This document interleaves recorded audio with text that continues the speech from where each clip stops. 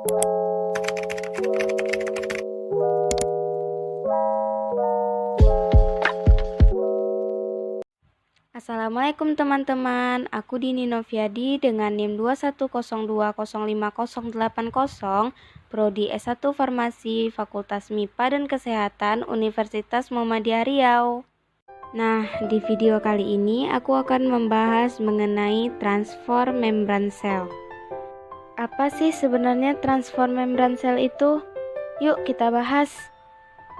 Transfer membran merupakan perpindahan suatu zat ke dalam sel melalui membran.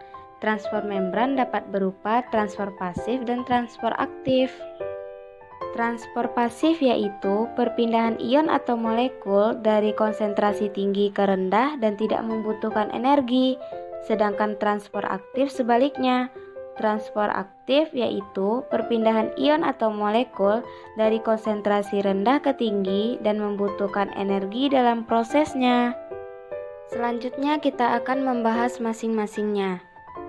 Jenis transfer pasif pertama adalah difusi. Sebagai bagian dari transfer pasif, pergerakan partikel-partikel berupa molekul atau ion pada difusi terjadi dari larutan yang konsentrasinya tinggi ke larutan yang konsentrasinya rendah dengan tanpa melalui membran.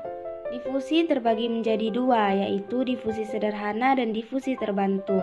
Difusi sederhana terjadi secara spontan dan tidak membutuhkan molekul perantara.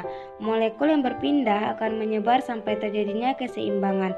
Contoh difusi adalah parfum yang disemprotkan akan menyebar ke seluruh ruangan, setetes tinta akan menyebar di dalam air, pertukaran CO2 dan O2 di paru-paru, dan penyerapan sari-sari makanan di usus halus.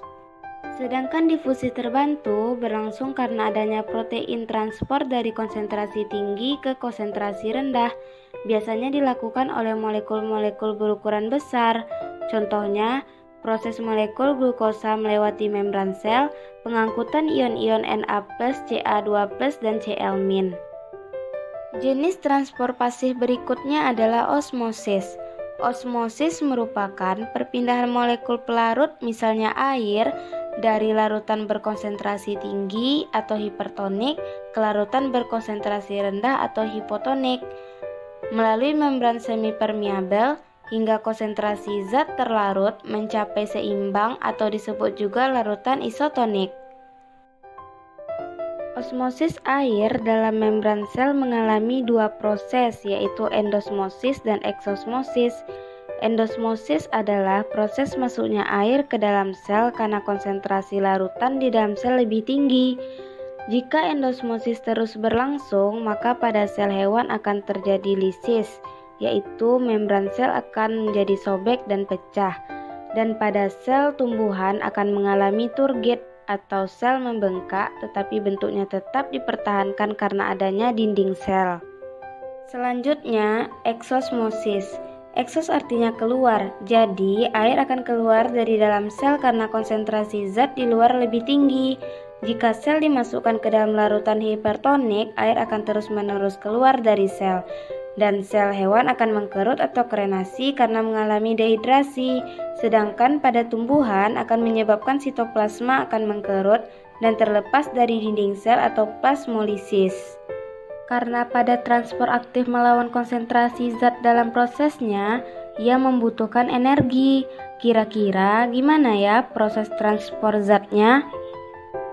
Nah teman-teman, berikut ini adalah catatan untuk proses eksositosis dan endositosis. Jenis transfer aktif berikutnya adalah pompa natrium kalium. Pompa natrium kalium adalah proses pemasukan 2 ion K+ yang diimbangi dengan pengeluaran 2 ion Na+.